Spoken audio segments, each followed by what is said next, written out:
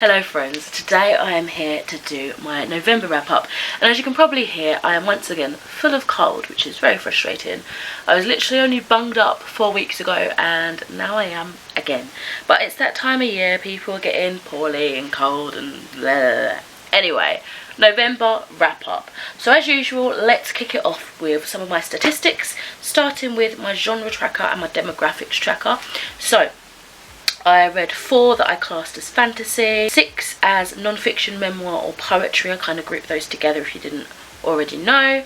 2 as mystery, thriller or horror. Again, I grouped those together.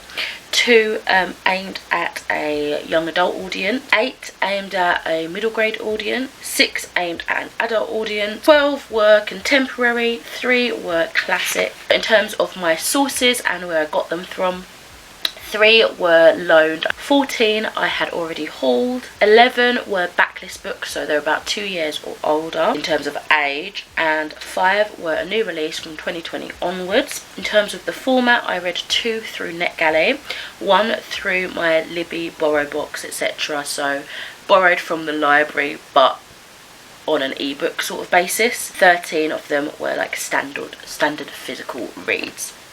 Okay, so onto the actual books. The first one of those were one of my NetGalley reads. As usual, thank you to the publishers. Of course, all opinions remain my own. And that was Can You Sign My Tentacle by Brandon O'Brien, which I gave a 2 out of 5 stars. Sorry. So this was speculative poetry, published by Interstellar Flight Press, and released on the 20th of August 2021. So this was a strange one actually. It was kind of like just a collection of poetry from this poet, kind of reimagining and taking over H.P. Lovecraft's concepts and kind of giving black identity and voices a forefront. At least that's what it said in the synopsis. I did enjoy the author's note. There were some very beautifully written and thought-provoking pieces, but the majority just went over my head and really confused me, and I didn't really understand any of the symbolism, especially in regards to H.P. Lovecraft. I didn't understand, unfortunately. So the next book I finished in the month of November was a book that finished a trilogy for me, and that is The Conjurer by Luann G. Smith, which I gave a 4 out of 5 stars. This is adult fantasy. At least I've been describing it as adult fantasy. I'm not too sure. I guess it could be YA. I'm not too sure. By 47 North, released on the 12th of January 2021. And this is the 3rd and final book in the Vine Witch trilogy, which I've spoken a little bit about already.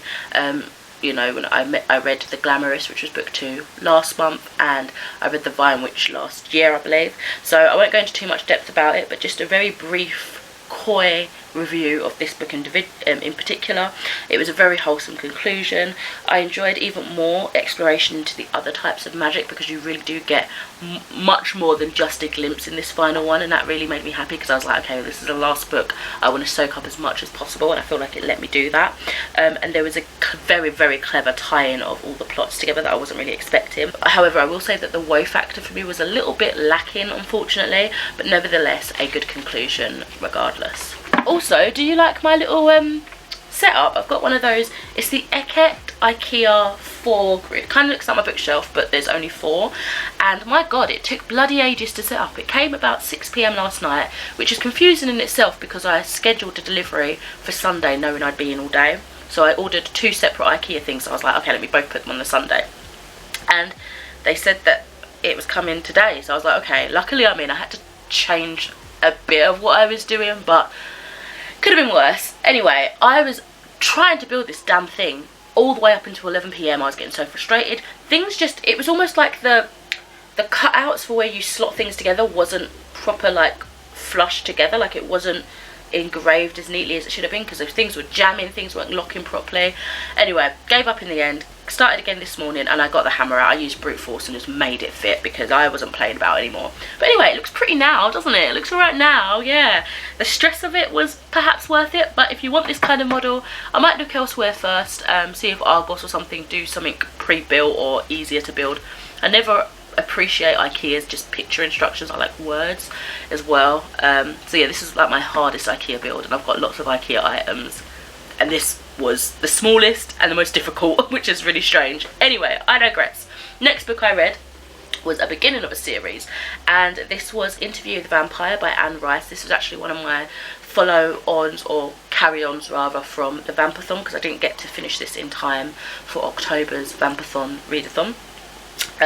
This one I gave 4.5 stars. It's adult fantasy, published by Sphere, which is an imprint of Little Brown and Company, and originally published in 1976. So I feel like a lot of you might know what Interview with the Vampire is about, but we're basically following Louis as he recounts his life from when he first meets Lestat. A little bit before that, Lestat is the vampire and eventually turns Louis for his own kind of nefarious gain, really. He desires a companion, and also he desires the way Louis can control his money and look after himself. So he's got like that security there because he can't look after himself. This is Lestat. And yeah, he's basically telling his story to a young boy who is recording it for him. And yeah, it takes you through a big span of time. So I absolutely fell in love with Louis' storytelling, just the way he talked and expressed himself, and I very much enjoyed that. The writing was very rich and very seductive, and just incredibly immersive. I was completely enthralled by it. Louis himself was a great character, especially with his inner conflict. He was like the one vampire that had this self-awareness, this kind of grasping at the very tangible strings left over of his humanity. He was very conflicted with evil and good, and feel like being a vampire made him inherently evil, but he was trying his hardest to stick to the morals that he had always followed within his humanity. So it was interesting to kind of see that conflict and see how others around him, particularly Lestat, who's completely opposite and kind of really revels and loves his evil vampire ways, kind of how he responded in reaction to that. But I will say I did get lost with the time pass, and as I mentioned in like the brief synopsis, you do span a lot of time, but I couldn't keep up with how much time exactly had passed. And I was like, okay, so when was that event? And do you know what I mean? Like, things were just a bit confusing in that regards. And there was a very creepy way in which Claudia was described and talked about. Claudia is a young girl who is transformed into a vampire at a very, very young age. And you see a very interesting change within her as she stays this childlike being, but obviously her mind ages and she becomes a woman mentally. And just some of the ways she was described and almost lusted after was very unsettling to read and uncomfortable, knowing that she still is in a child's body, you know. But yes, I will definitely be continuing on with this trilogy. I have the other two books ready when I am ready. I read a book through BorrowBox, which is like another ebook library service, and I read The Restless Girls by Jessie Burton, and this one was illustrated by Angela Barrett. This one I gave a 3 out of 5 stars. It's a middle grade fantasy, and it's published by Bloomsbury Children's Books on the 5th of March 2019.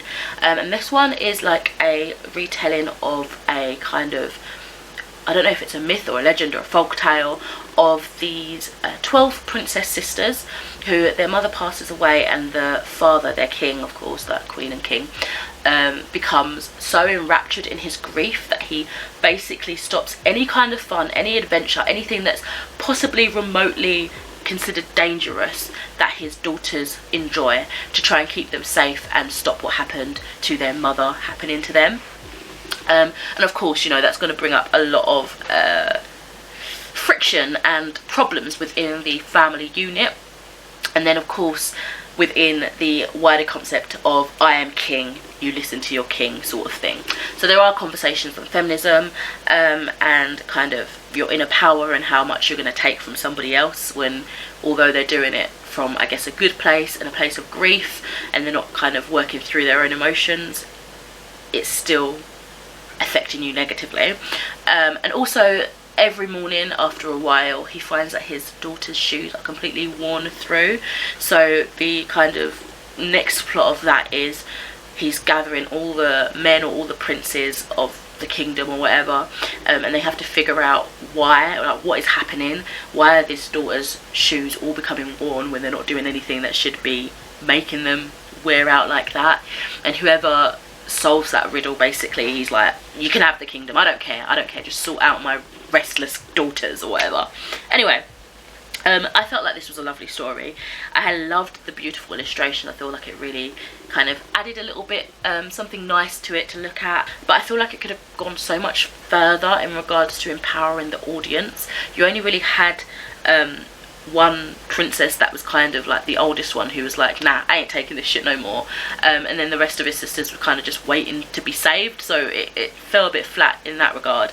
And also I felt like the princesses being black was a bit of a top tick boxing afterthought, because I don't know if I just misremembering or what. I'd have to go back through with like a fine-tooth comb and properly look, but I swear some of the descriptions were more catered towards like a Caucasian design, if that makes sense, like the way the hair was described and things like that, and then to see them illustrated with like thick curly afro hair and black, it was like confusing, because I'm like, okay, so did you just add that different perspective just to make it look diverse? Do you know what I mean? Like it didn't flow properly, which was very annoying.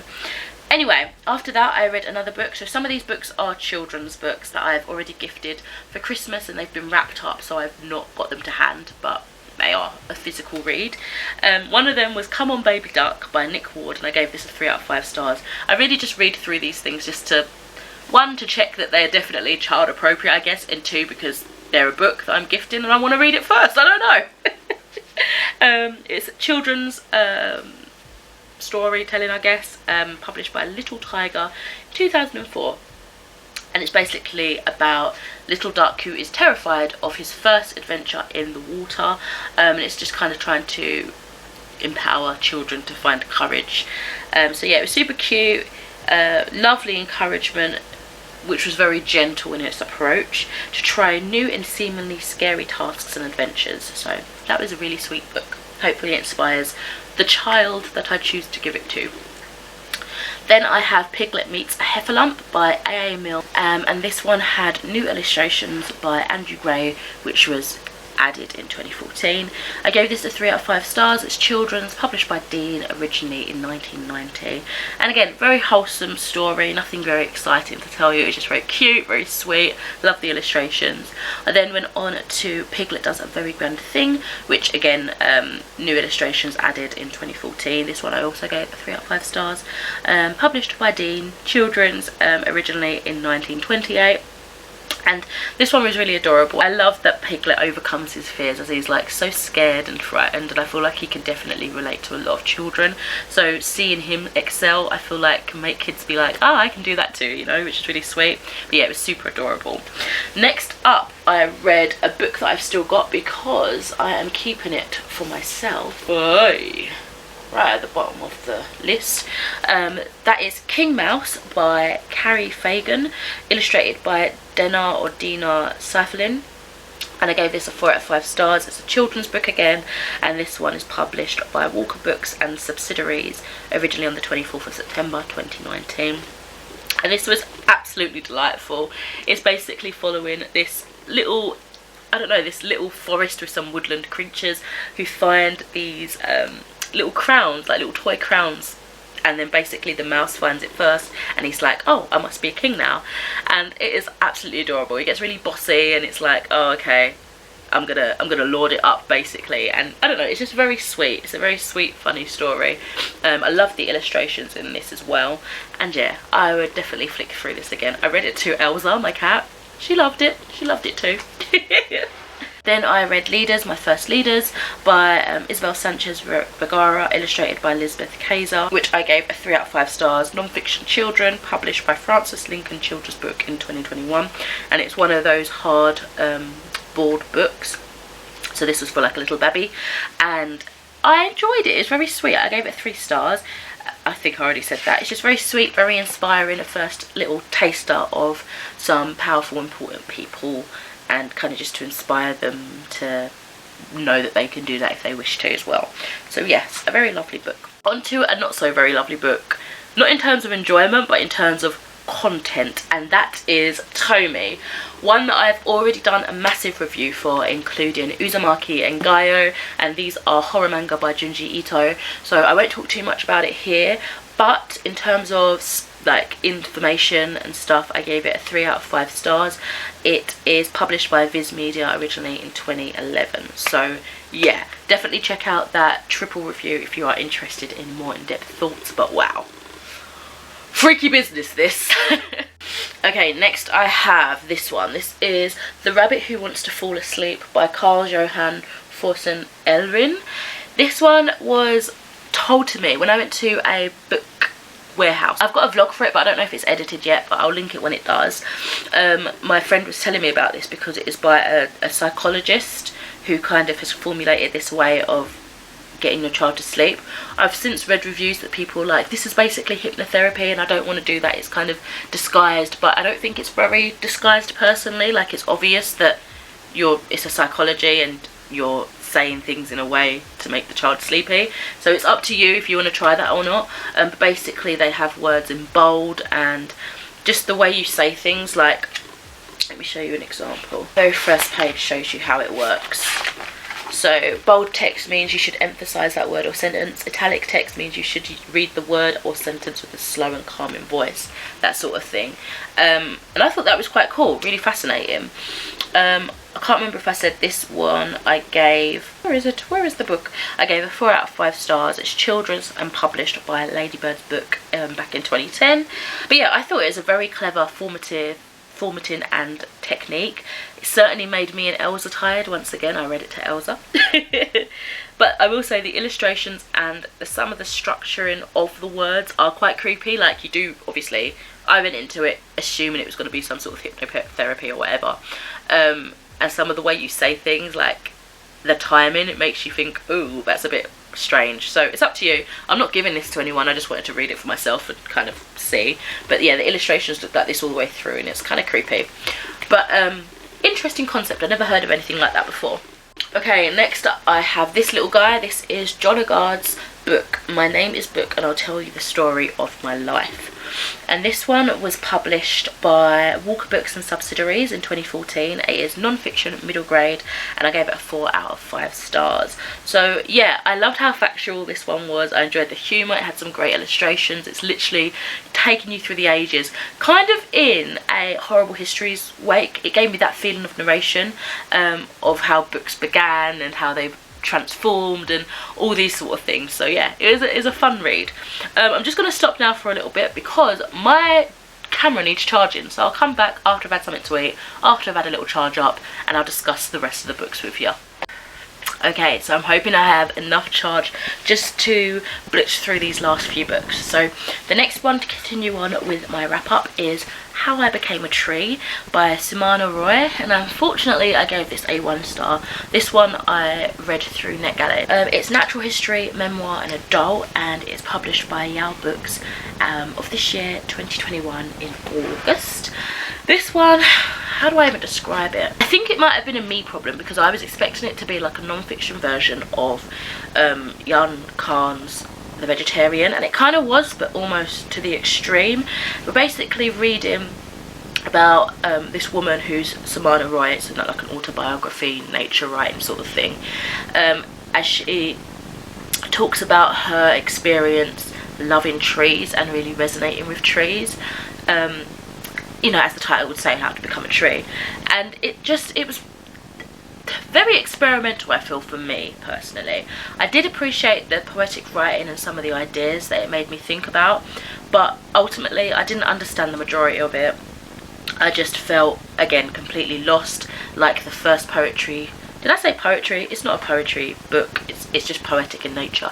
But like the first poetry book I reviewed, Can You Sign My Tentacle, it just went right over my head. So unfortunately, not one that I'd personally recommend. After that I picked up this book, which is one that I recently purchased through that book warehouse trip that I went to recently, and this is The Singing Bones, art inspired by Grimm's Fairy Tales by Sean Tan, and I gave this a 4 out of 5 stars.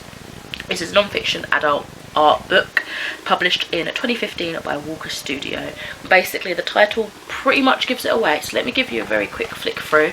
We have some inspired art and then a little snippet of the story that it's inspired by, and they're all like photography of sculptures that he's created.